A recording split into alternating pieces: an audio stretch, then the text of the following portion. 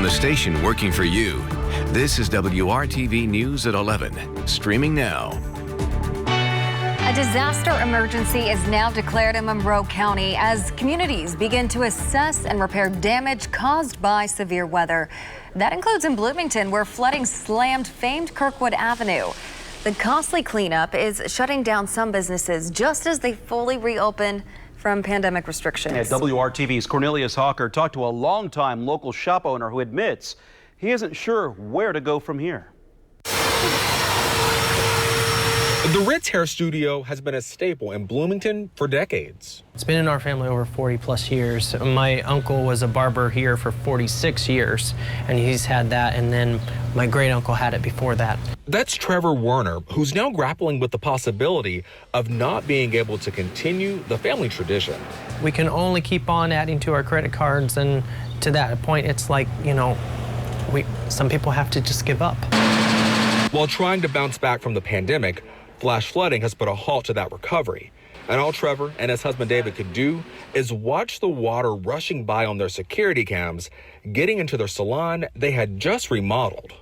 We can't catch a break, and that's where I'm outsourcing and hopefully seeing what we can do and finding help, and the funding is the main thing. They can't fall back on insurance money because Trevor says their policy doesn't cover flooding like this, water getting inside from the outside. Several other businesses in this area are in the same situation. All of them are trying to figure out what to do next while cleaning up the mess left behind. These chairs, they were new, which we have to get rid of now because of being into sewer and water drainage. I mean, we can't have nothing like that. Trevor tells me he's encouraged by the emergency disaster declaration from the county, but is worried whatever help it might provide won't be here soon enough. We've got bills, rent that's due. I have other people that, you know, they rent a space off of me in order to do their work.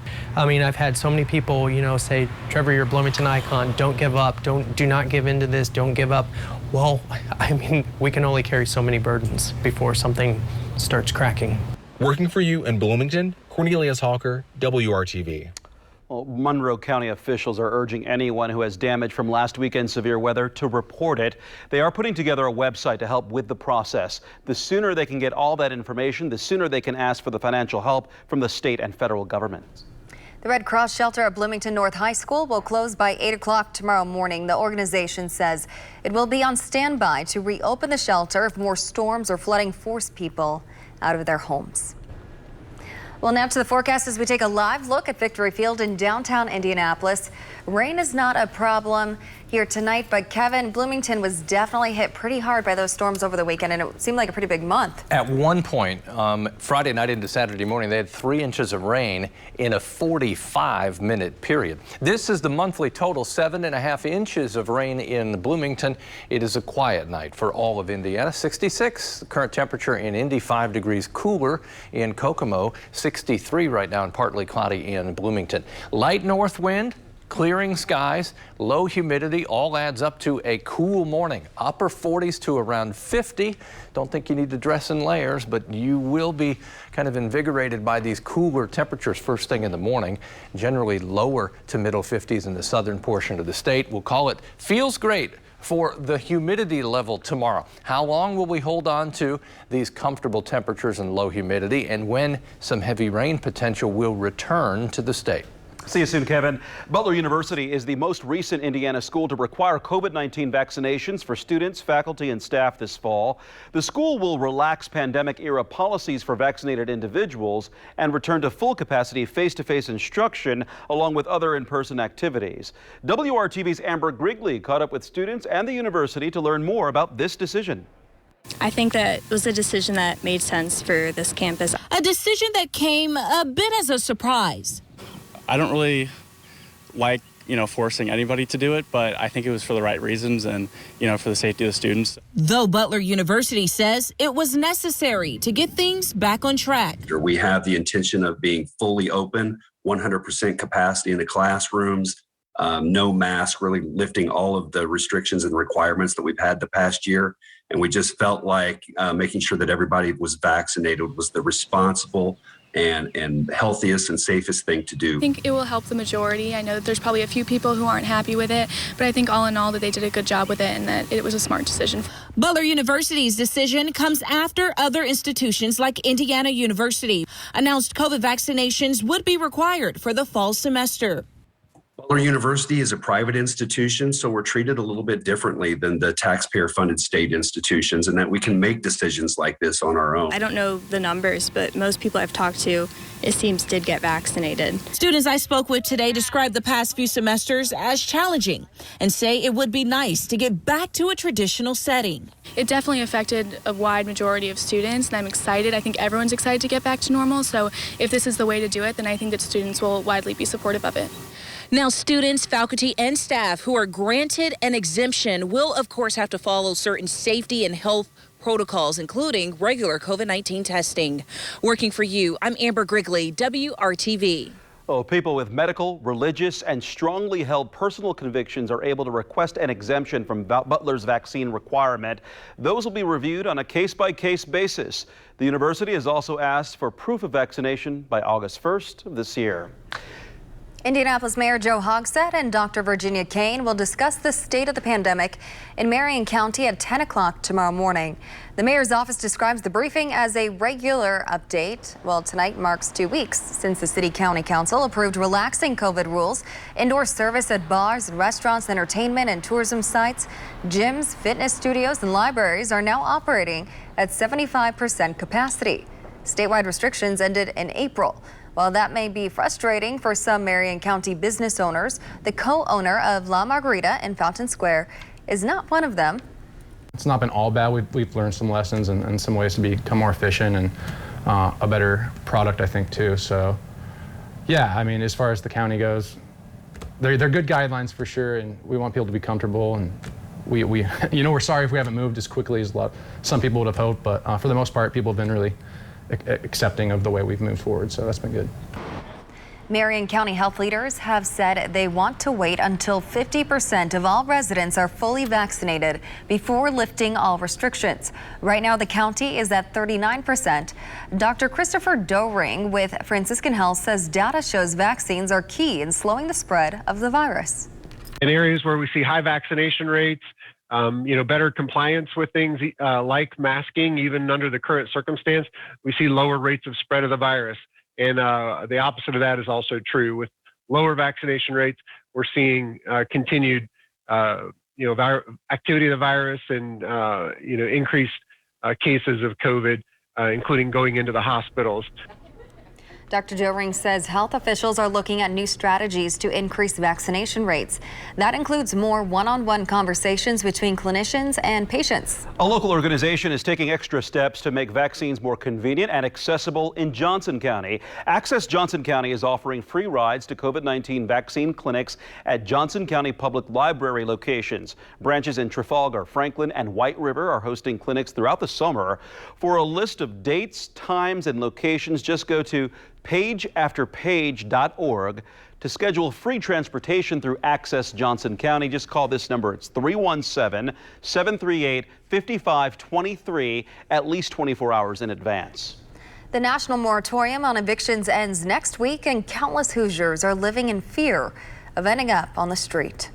I don't know where I would go but to the shelter if I get evicted. And that's a scary thought. Absolutely is. And Wesley Lee says his landlord increased his rent during the pandemic. Living with a disability and on a fixed income, Lee could not pay. His landlord filed for eviction in May. The Neighborhood Christian Legal Clinic helped Lee utilize the CDC moratorium on evictions, but his landlord moved him to a month-to-month lease. Now Lee is concerned he could be evicted at any time once the moratorium expires. He hopes lawmakers do something to help. And I wake up every day. I don't sleep good at night. I'm in fear of losing the roof over my head. So hopefully the lawmakers can do something to come up with something where people can have fair housing and a decent place to live.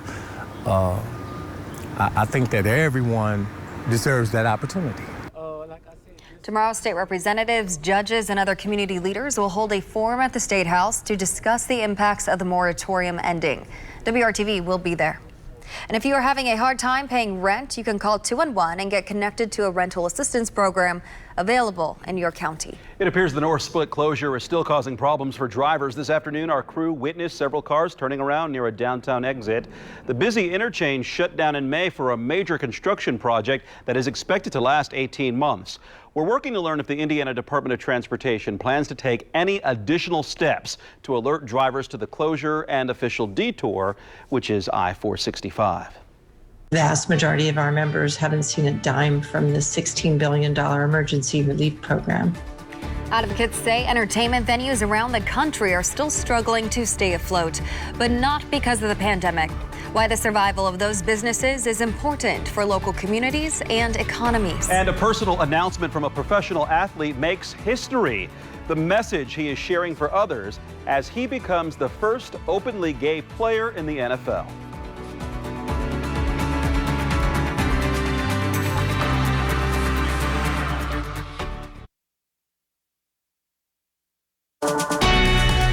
From the station working for you, this is WRTV News at 11, streaming now.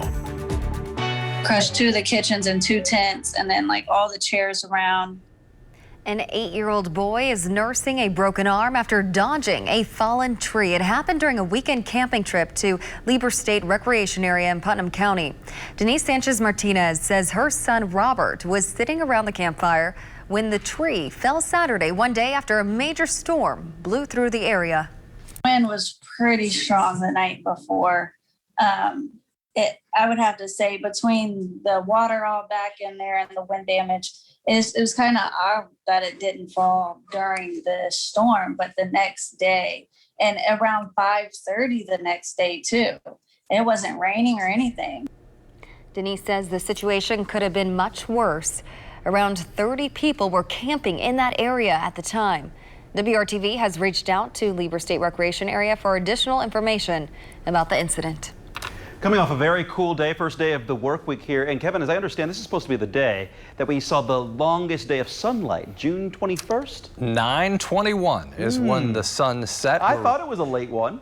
We're right back there tomorrow, and tomorrow will be a better looking sunset because I think we'll have the full sky to look at versus peeking through the cloud cover. Okay, second full day of summer tomorrow. 73 degrees with a mixture of clouds and sunshine. Almost 80 Wednesday. The humidity still down a lot, and then we jump back to 86 Thursday. Want to point out, this is a brief break from the humidity and a daily chance for showers and thunderstorms. It looks likely that we'll see thunderstorms again Friday and Saturday. We back off on the chance for Sunday and Monday, but the probability is still about 40%. Now, I don't buy into these exact rainfall amounts in these locations, but I just want to point out that models are hinting at another soaking rain, 1 to maybe 3 inches of rain in spots as we go through Saturday night. We'll keep our eye on that because each time this happens, we're less able to handle the new rain because the ground is so saturated. Temperatures upper 40s to around 50 first thing in the morning. The most comfortable morning in my forecast. Low temperatures by early next week will be back to around 70. Enjoy this. Temperatures to the south, low to mid 50s. Wednesday and Thursday, temperatures will still be in the 50s.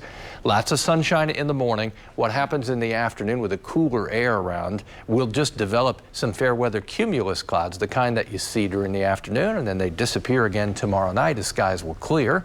72 for the high in many spots. Here's some specific forecasts for you. This comes with a light wind and that big change in the overall humidity level. As we go to Wednesday, temperatures pushing 80, but in many cases staying into the upper 70s for highs. As we mentioned, the weekend, wet Saturday. The chance for showers and thunderstorms is still there on Sunday. Twin 81-degree high temperatures.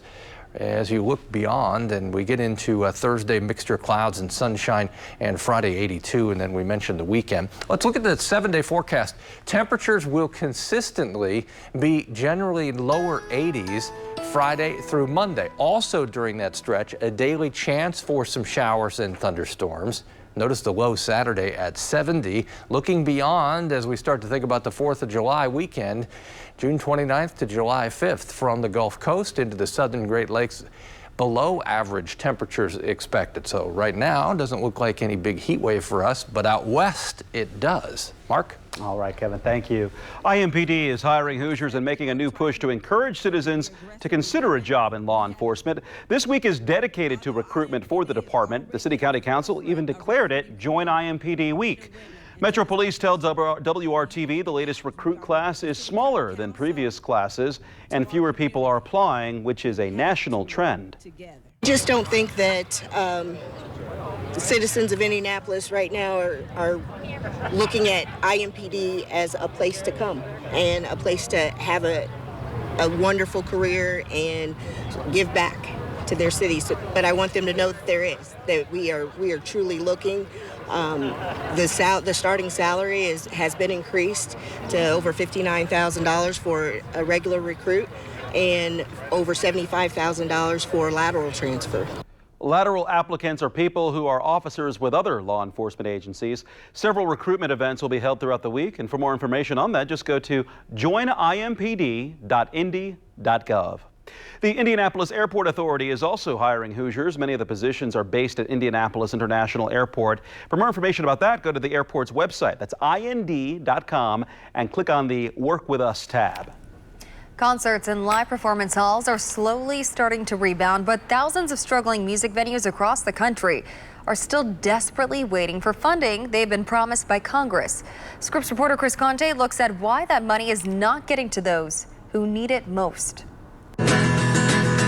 Shuttered stages across the country slowly starting to come back to life.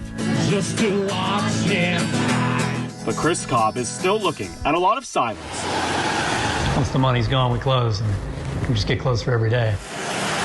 He's the owner of Exit Inn in Nashville, a small independent music venue that's lost more than 90% of their revenue in the last 15 months. We're on the edge of a cliff with a huge number of venues right there at the edge, and they're about to go over, and they won't come back. Chris thought he'd be getting some much-needed help from Congress, help that was promised back in December, but it's still silent here. It's been exhausting, in all honesty. Audrey Fix-Schaefer is with the National Independent Venue Association.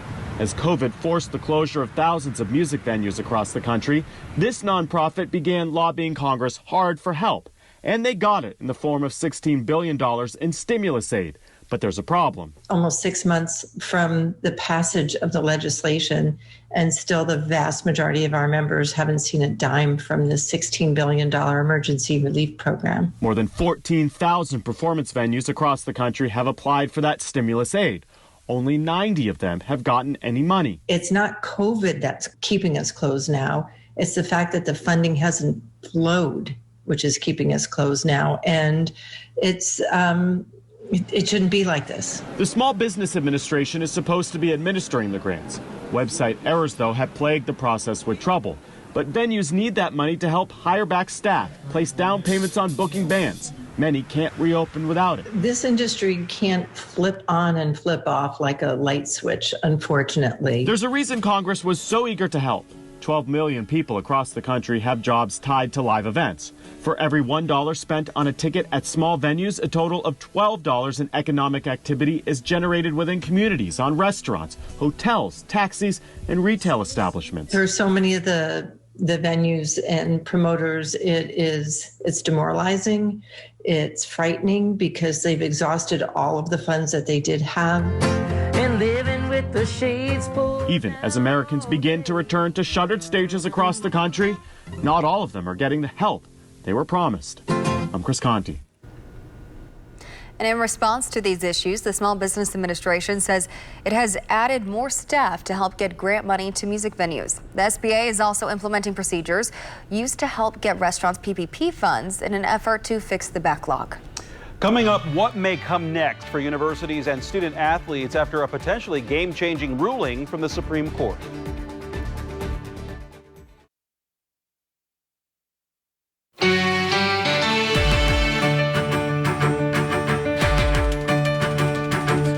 11, a 28-year-old lineman for the Las Vegas Raiders is making history by just being himself. In an Instagram post, Carl Nassib shared that he is gay. He is the first openly gay player in the NFL. ABC's Marcy Gonzalez shares his message and reaction from the league. A historic moment for the NFL. That was Nassib. Las Vegas Raiders defensive lineman Carl Nassib becoming the first active player in the league to announce he's gay, posting this video on Instagram. Just want to take a quick moment to say that I'm gay. I've been meaning to do this for a while now, but I finally feel comfortable enough to get it off my chest. I'm a pretty private person, so I hope you guys know that I'm really not doing this for attention. I just think that representation and visibility are so important. NFL Commissioner Roger Goodell writing in a statement, the NFL family is proud of Carl for courageously sharing his truth today. And GLAAD's president saying Nassib's story will not only have a profound impact on the future of LGBTQ visibility and acceptance in sports, but sends a strong message to so many LGBTQ people, especially youth, that they too can one day grow up to succeed as a professional athlete like him. Other players have shared that they're gay after leaving the NFL. And in 2014, Michael Sam was out before being drafted, but never played in a regular season game, making Nassib the first active gay player in the league's 100-year history. I actually hope that one day videos like this and the whole coming out process are just not necessary. But until then, I'm going to do my best and do my part to cultivate a culture that's accepting, that's compassionate. Nassib also announcing he's donating $100,000 to the Trevor Project, the nation's largest suicide prevention organization for LGBTQ youth. Marcy Gonzalez, ABC News, Los Angeles. A landmark Supreme Court ruling could be the first step toward college athletics receiving more than scholarships. In a unanimous decision today, the High Court said the NCAA cannot enforce rules limiting education-related benefits like computers and paid internships that colleges offer to student athletes. After the ruling, attorney Steve Berman, who represented student athletes in the case, discussed what may come next. It opens the door for further challenges to the NCAA's compensation practices. It knocks out the NCAA's defense, a case called Regents, in which it had argued for decades that it was entitled to special deference under the antitrust laws, and the Supreme Court has said that's not the case. The ruling does not decide whether students can have paid salaries. Instead, it will help determine whether schools decide to offer athletes tens of thousands of dollars in benefits for things like tutoring, study abroad programs, and graduate scholarships. We'll be right back.